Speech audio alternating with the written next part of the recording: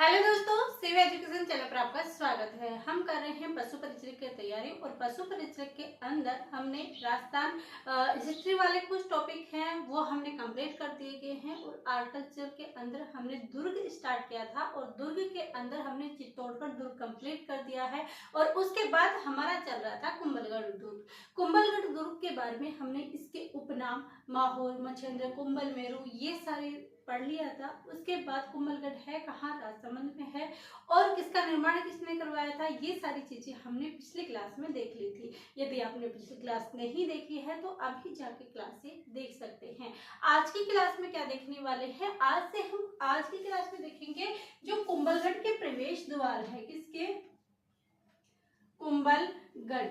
कुंभलगढ़ के जो प्रवेश द्वार हैं वो प्रवेश द्वार कौन कौन से हैं, यानी इसके अंदर हम इम्पोर्टेंट प्रवेश द्वार ही देखेंगे जहां से एग्जामिनर क्वेश्चन पूछ सकता है। तो ये क्वेश्चन हम देखने वाले हैं। इसके साथ ही जैसे हमने चित्तौड़गढ़ दुर्ग पढ़ा, उसके साथ तो प्रवेश द्वार हमने याद की क्योंकि वहां पर जो द्वार है प्रवेश द्वार, वहां पर छतरी बनी हुई है, कला राठौर की छतरी वहां पर बनी हुई है, बाघ सिंह जी की छतरी वहां पर बनी हुई है। तो इस वजह से वो इम्पोर्टेंट हो जाते हैं और इस वजह से वो पूछे जाते हैं। लेकिन कुंभलगढ़ दुर्ग के अंदर यहाँ पर प्रवेश द्वारों पर कोई छतरी नहीं है, इतना इम्पोर्टेंट क्वेश्चन यहाँ पर नहीं बनता। फिर भी हम जो फर्स्ट है या एक दो जो इम्पोर्टेंट है वो यहाँ पर देखने वाले हैं। तो हम देखते हैं कि जो कुंभलगढ़ का जो फर्स्ट प्रवेश द्वार है, क्या जो पहला प्रवेश द्वार है उसे क्या बोला जाता है, तो जो पहला प्रवेश द्वार है उसे ओरठ पोल बोला जाता है। क्या बोला जाता है, ओरठ पोल। तो फर्स्ट जो प्रवेश द्वार है उसे क्या बोला जाता है, ओरठ पोल। और सेकंड है उसमें ओरठ यानी जैसे अंदर जाएंगे उसके बाद जोर जोर से हल्ला मचाएंगे कुंभलगढ़, तो दूसरा है हल्ला पोल, लेकिन ये नहीं आते। अब देखते हैं कि जैसे हमारा यहाँ पर ये कुंभलगढ़ दुर्ग स्थित है, इस कुंभलगढ़ दुर्ग है ये, इस कुंभलगढ़ दुर्ग की ये कौन सी दिशा हो गई, ये पूरब हो गया और ये पश्चिम हो गया। इन दोनों तरफ क्या है, एक रास्ता खुलता है, तो इस साइड भी क्या है, प्रवेश द्वार है, इस दौरान भी यानी दोनों साइड रास्ता खुलता है, तो यहाँ दोनों प्रवेश द्वार है। तो यहाँ पर देखते हैं कि जो पश्चिम की साइड, किस साइड, पश्चिम की साइड प्रवेश द्वार कौन सा है और हमारा पूरब की तरफ जो प्रवेश द्वार है वो कौन सा है।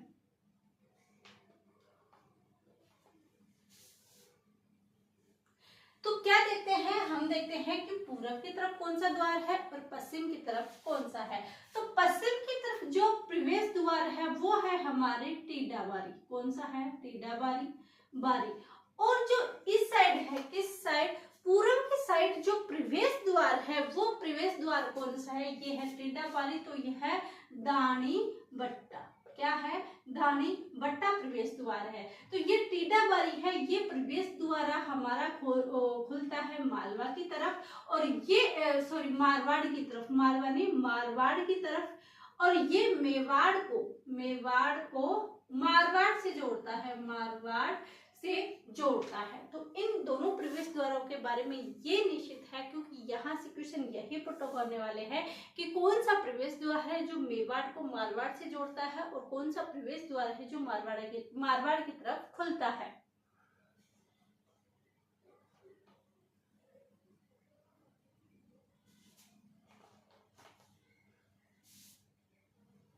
तो ये हमें देखना है कि जो टीडा बारी है, कौन सी, टीडा बारी प्रवेश द्वार।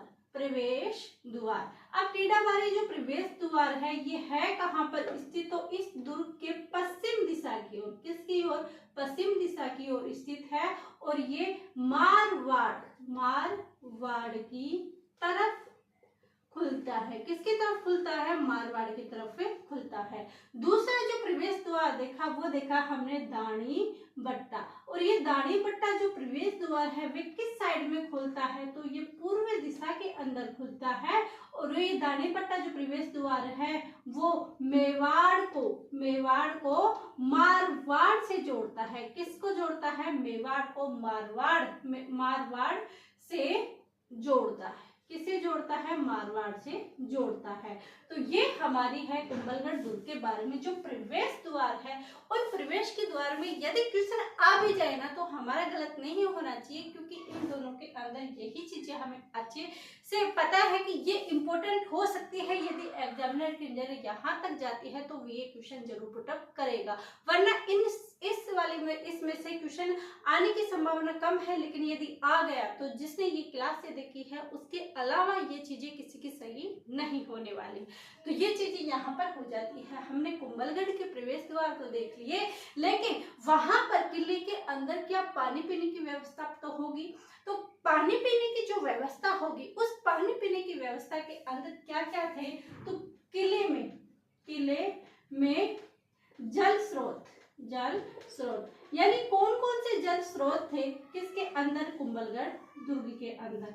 तो आपको पता है एक तो है मामादेव कुंड, यहीं पर क्या थे, उधा द्वारा मृत्यु की गई थी महाराणा कुंभा जी की। मामादेव कुंड स्थित है और यहीं पर एक मंदिर स्थित है, और वो मंदिर कौन सा है, तो कुंभ श्याम का मंदिर भी कहीं है, यही मामादेव कुंड के समीप है।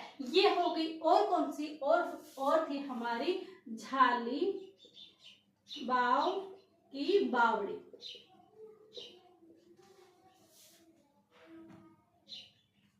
तो जल के स्रोत कितने हो गए, 2 हो गए। एक तो हो गए मामादेव कुंड और एक हो गए झाली बावड़ी। तो क्वेश्चन आ सकता है कि कुंभलगढ़ दुर्ग के अंदर जल की पूर्ति किससे होती थी, या जल की पूर्ति किस किस से की जाती ही थी। तो ये क्वेश्चन आए तो हमारा क्वेश्चन आराम से बन सकता है कि जल के स्रोत वहां पर जो जल की आपूर्ति थी वो मामादेव कुंड और झाली की बावड़ी से होती थी। ये बात यहाँ पर हो जाती है। अब बात आती है कि इस कुंभलगढ़ दुर्ग में क्या क्या स्थित है। तो सबसे पहले हम लेते हैं कटारगढ़, और ये कटारगढ़ आप सभी को अच्छे से याद होगा।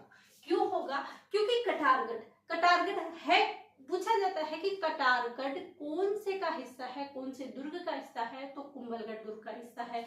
और यदि कुंभलगढ़ दुर्ग के अंदर भी पूछे तो जो बादल महल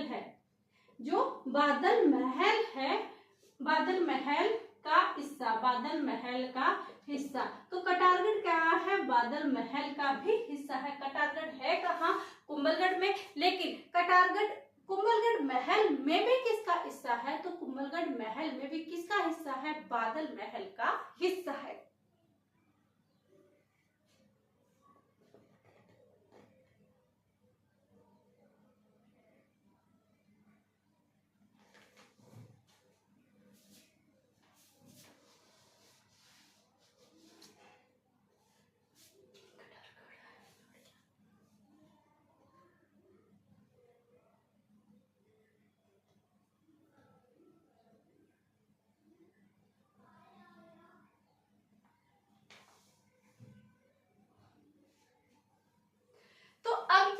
हो जाती है। अब आता है कटारगढ़। कौन सा गढ़, कटारगढ़।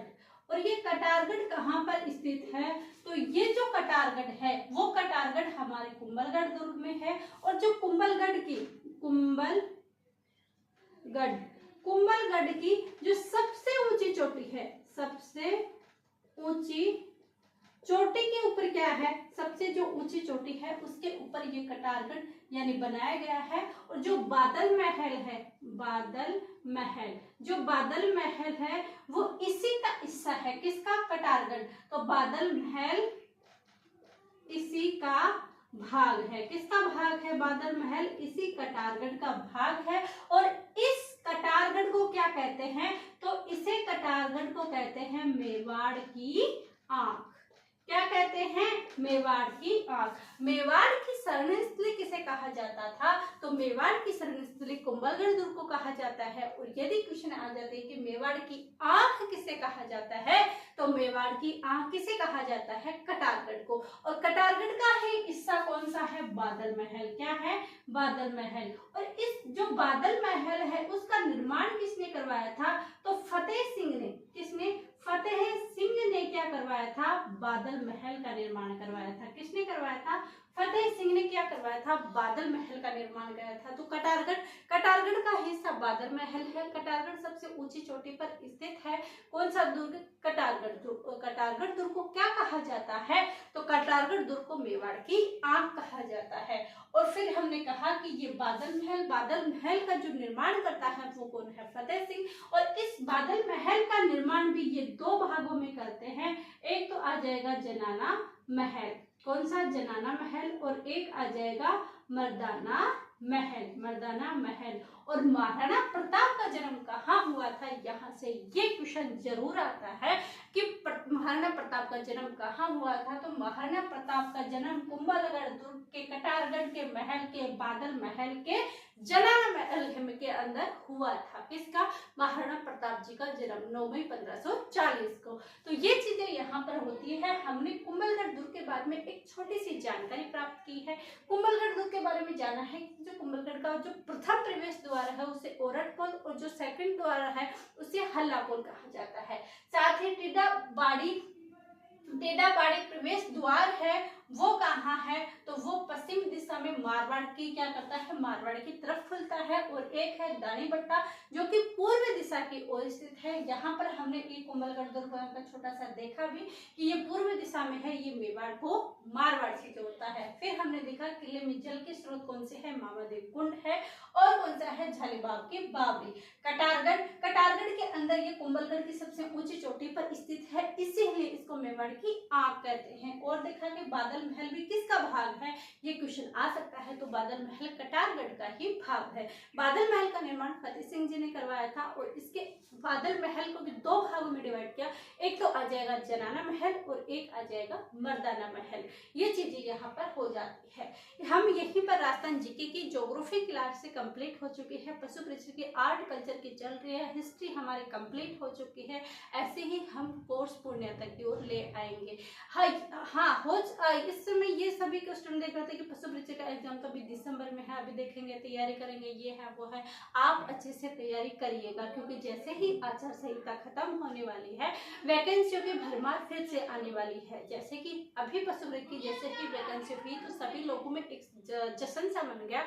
और लेकिन ये सभी टारगेट एक साथ नहीं होते। सीरियस स्टूडेंट बहुत कम होते हैं। जैसे ही वो रीट की आएगी तो वो रीट की तरफ लग जाएंगे, उसके माहौल के अंदर ढल जाएंगे। सीईटी आएगी तो सीईटी के माहौल में ढल जाएंगे, उसी की तरफ चले जाएंगे। रेलवे, बैंक, एसएससी, इन सभी के एग्जाम आएंगे तो उसी के अनुरूप, क्योंकि सबकी एग्जाम डेट आने वाली है, ये इनका फिक्स हो चुका है। या तो ये अक्टूबर, नवंबर, दिसंबर या फिर उसके अंदर जनवरी, फरवरी के अंदर ये एग्जाम हो जाएंगे। क्योंकि गवर्नमेंट को इससे कोई मतलब नहीं है कि उनका हो गया तो वो जॉब्स के वैकेंसियां नहीं निकालेगी, वैकेंसियां भी निकलेगी। लेकिन इसके अंदर होता है कि हम टारगेट फिक्स नहीं कर पाते। हम इधर के उधर घूमते पूरा टाइम भी वेस्ट कर देते हैं और एक चीज फोकस करके नहीं रखते, जिसका नतीजा ये मिलता है कि हम कुछ नंबरों से रह जाते हैं। और वो कुछ नंबर से रहने वाला पश्चाताप अधिक होता है बजाय फेल होने के। क्योंकि यदि बहुत सारे नंबर कम रह जाए तो ऐसा लगता है कि हाँ नहीं हुआ, नहीं किया। लेकिन कुछ नंबर कम हो जाने से दुख होता है कि काश अगर मैं थोड़ी सी तैयारी कर लेता या कर लेती। तो इस काश शब्द को आपको उठाना है, एक चीज के ऊपर फोकस रखना है। राजस्थान जीके सभी में सेम आएगी, तो आप जिस भी एग्जाम में तैयारी कर रहे हो वो क्लासेस राजस्थान जीके वाले देख सकते हो। इस प्लेटफॉर्म पर आपको राजस्थान जीके कंप्लीट करवाया जाएगा।